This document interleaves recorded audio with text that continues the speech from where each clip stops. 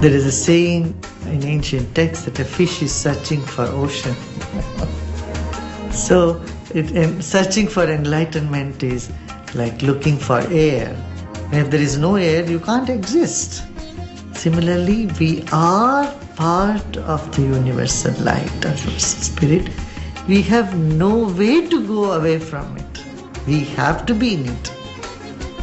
We are in it and will continue to be in it. The entire planet feels part of you, and you are part of it.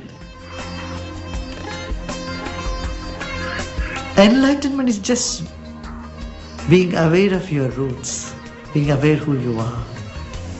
You are part of one universal light.